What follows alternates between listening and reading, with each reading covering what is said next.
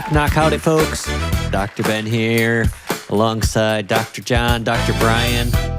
Are y'all ready for the segment Headline or Hoax? Let's do it. Yeah. All right, I'm going to read two statements. One's an actual real headline, and one is a hoax. And you two are going to determine which one is the headline. Now, previously, we've had both guess the correct one, both guess the incorrect one, and then split decision. Oh, so we write down hoax or real? Which one's real? Okay. Which one's real? Put your name at the top here. And I'm going to read two headlines.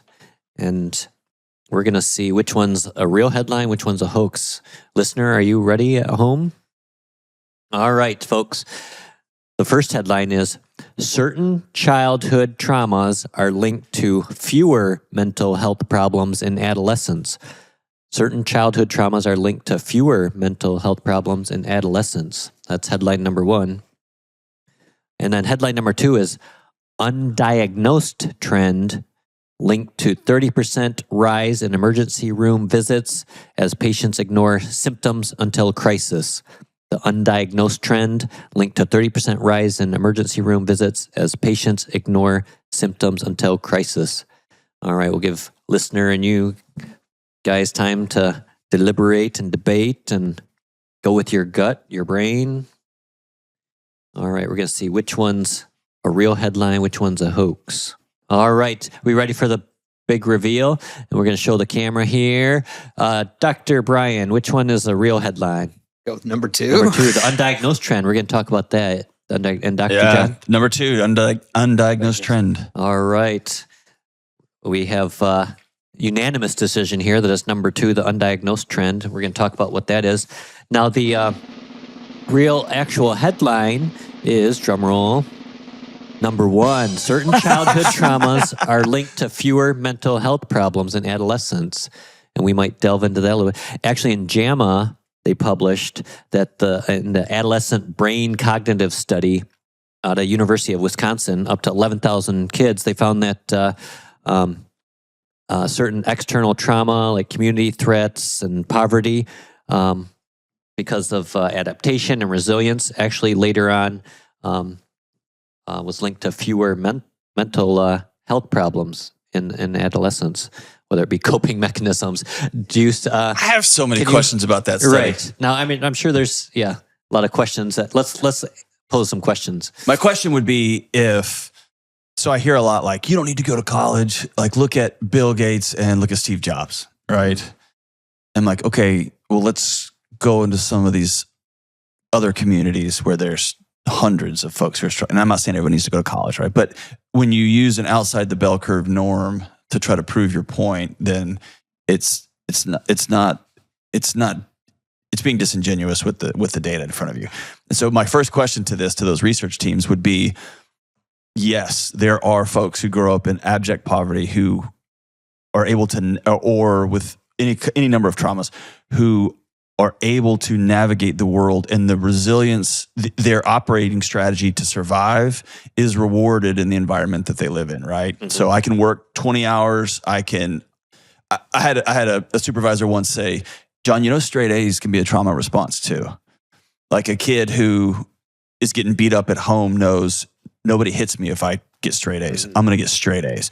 And so just because they're able to get through like undergrad and law school and then go to med school and get perfect scores and then go make partner doesn't mean they're well. That means they just are winning in this weird scorecard that we drop. So that would be like, I would want to know, are there 80% of those kids that didn't do well, but 20% of them that actually their adaptive strategy won out in the end? Mm-hmm. That'd be my question. What questions would you pose? Yeah, I mean, it's kind of like, what are these traumas? Because if a kid considers going to school trauma, I mean, is that going to count? Because it's like, I hate this. It gives me anxiety. Oh, sure. Is the kid getting is the adolescent getting to name the traumatic experience? Yeah. I mean, there's Dad some didn't give me a smartphone. Yeah. This is clearly traumatic. But then there's some that it's like, that's not trauma. Yeah, that's not trauma. That's like giving a good old hard work. Is that word overused? Trauma? Yeah. Trauma? Yeah. It kind of means it's too broad. Yeah. Like we need it's a spectrum of... Yeah, and people are using this for like the worst event that could happen to a child, or my teacher gave me extra homework and it's traumatic to me. It's trauma. Yeah, exactly. Yeah. Both sound very traumatic. All right, and then It's kind of amazing though, that stat. Like, I want to read that study. Can you send me that study? I want to see. yes, it. it's. Okay. We'll give you and we'll put the link in there.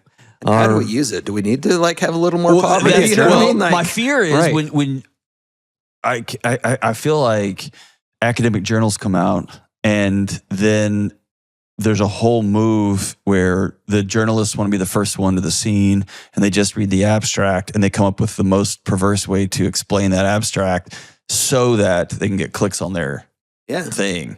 And so I would love to read that study. Yes, let's get that, and we could do a journal club on it, maybe. Yeah, But one of the researchers, like if you don't think this is nerdy enough, journal club, Psych journal club, listener, you're invited.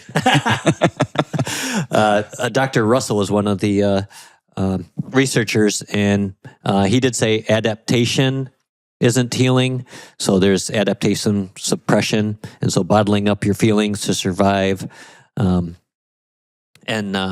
and maybe they just had the mental problems earlier before adolescence too. Maybe they peaked with their mental problems before. So I wouldn't recommend childhood trauma on anybody. No matter how you express it, but that's just me. Okay. He did warn that don't call this resilience. It's probably just masking. It could be masking. So the brain is wired for survival. Yeah, So- that's what we were saying. Yeah. But JAMA Psychiatry, I'll get you this. January 2025, the JAMA article led by Dr. Russell, JAMA Psychiatry. All right. And then let's talk about that undiagnosed or undiagnosis trend where in social media, people are saying, I have undiagnosed. And so I think it does heighten awareness, but they also looked at that and said there's up to 83% of the mental health advice on social media is misleading or incorrect. So I think it's good as raising awareness towards certain mental health issues. yeah, I think there's also this like buy-in for a diagnosis, that people want a diagnosis or it's somehow beneficial, but like kind of like I talked earlier with the DSM, these diagnoses are just a collection of symptoms. Like what is the diagnosis? The way diagnostics have been turned and used as an identity is, to me, is the most frightening part of them, because they're spoken. It becomes a pair of glasses that you are handed through which you see the world. I have this thing, and so this is, and for bipolar 1, for borderline personality disorder, for schizophrenia, like some of those, it's important. You need to wear those glasses because you experience the world different than others. But I think it can get everyone's, I want a pair of glasses too. Kind of like when I was a kid, I wanted braces because every one of my friends had them. Want to fit in. And my doctor or the dentist was like, your teeth are straight, man. You don't ever need them. And I remember being sad about that in 4th grade. I was like that with glasses. My whole family had glasses, and I'm like, I want glasses. Yeah, I want glasses. Yeah, and to fit in. we're social creatures, right? We want to, and if everybody has this label that they get to enter into the room first with, I want to socially norm myself. I want that too. And I think that's not good. Yeah. And people might want that to use as a crutch too, to blame, well, I can't overcome this because I have this, or we're all looking for excuses. Yeah, I mean, there's not a mental health disorder that gets you like really ahead in life. So, I mean, saying, oh, I'm ADHD, your boss isn't going to be like, oh, I didn't know you're ADHD. Here's an extra bonus and time off and promotion. And like once you hit adulthood, it kind of just all fades away. And I used to tell my students, like especially my college students, this has to become a context for you, not an excuse. Like this is a way your body tries to handle stress, trauma, whatever. You still got to be. This paper still has to be turned in on Friday. And so the figuring out how to navigate the world for you is given this set of circumstances, and it's the same as they would tell Muggsy Bogues, the great basketball player who was 5'6", or like. Those guys are all 10 feet, so you have to figure out how to score or how to pass if you want to get on that court. And I don't know, man. That's a whole other conversation. But I feel like I can't think of something more disempowering. And I think it came from a good spirit of we want to give all these young people the resources they need and the care they need. And does it really matter if they get this test done in an hour or 2 hours to find out if they learned something? No, like we double down on some of these system stuff, but in a weird way, it's become incredibly disempowering because you've told a generation of person, you are somehow broken. There's something wrong with you. And so you go in the corner, we'll clear the deck for you. And then eventually that run, instead of walking alongside saying, okay, you're 5'6", figure out a way to, we got to get you on that court. So you're going to have to really work hard over here.